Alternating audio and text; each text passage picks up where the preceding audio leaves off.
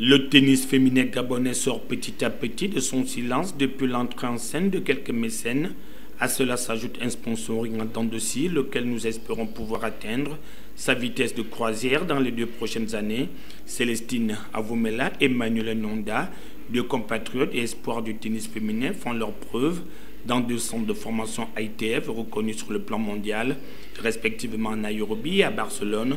La première citée est actuellement la numéro 3 sur le plan continental et 127e au classement mondial, devrait intégrer une nouvelle écurie en décembre prochain, soit à Barcelone ou aux États-Unis. Il faut déjà comprendre que les coûts ne sont pas les mêmes, parce qu'une académie à Barcelone coûte extrêmement cher. Bon, elle partira de Nairobi. C'est vrai pour Barcelone ou peut-être pour les États-Unis, parce que ça dépendra des opportunités. Mais dans un premier temps, elle va commencer à Barcelone pour rejoindre Manuela Nonda, qui y est déjà depuis 1 an. Bon, avec la Fédération internationale de tennis, effectivement, le contrat ne s'arrête pas en fait. C'est-à-dire qu'elle est meilleure au centre depuis 2 ans, donc il n'y a plus l'utilité qu'elle reste là-bas. Donc c'est à nous de faire une proposition supplémentaire. Ils vont continuer à nous appuyer. On va aller d'ailleurs discuter avec eux à Nairobi. Dans quel sens ils vont continuer à nous appuyer. Mais tout ça rentre dans le compte un peu avec la CNSS qui vient à point nommé, parce que plus on progresse, plus les dépenses deviennent de plus en plus importantes. Alors que Manuela Nonda fait ses classes à Barcelone, elle sera toute heureuse d'évoluer aux côtés de sa coéquipière avec qui elle devrait défendre les verts, jaunes et bleus lors de la CAN senior de tennis. De l'autre côté, la Caisse nationale de sécurité sociale s'est manifestée de façon favorable en octroyant une bourse aux 2 athlètes d'un montant de 40 millions de francs CFA an. Je suis très contente qu'ils le fassent parce que ça montre que le pays nous soutient aussi en tant que tel un peu, et ça aide aussi les parents de ne pas prendre tout en charge.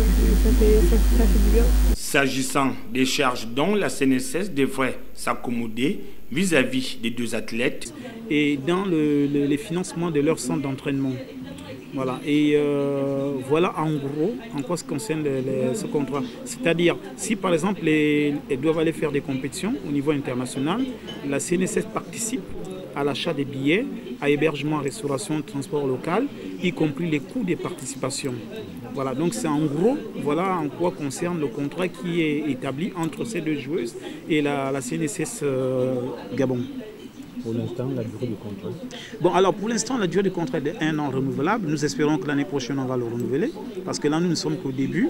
Et parce que pourquoi c'est important de le renouveler? C'est important parce que lorsqu'on commence une activité, il ne faut pas toujours la rompre. Et il faut comprendre que le sport, c'est pas aussi facile que ça. On ne va pas avoir des résultats là, maintenant, là. C'est vrai qu'on a des résultats avec certaines joueuses, mais il ne faut pas qu'on espère tout de suite avoir le résultat escompté. Il faut plutôt établir une relation sur le temps, pour permettre à ce que non seulement les joueuses, parce qu'elles sont nouvellement professionnelles, ce ne sont pas déjà très professionnelles dans le sens où on a changé de catégorie, parce qu'il y a beaucoup qui sont partis de junior à maintenant senior, donc il faut leur donner plus de chance. Et je vais quand même essayer de dire que1 an c'est assez court, donc si on peut établir un partenariat sur le bout de 5 ans par exemple, ce sera bien pour les 2 joueuses de tennis. Le tennis gabonais serait-il sur le point de connaître une nouvelle ère? Les prestations à venir de ces 2 athlètes, qui du reste bénéficient du soutien des plus hautes autorités de la République, nous en dira davantage.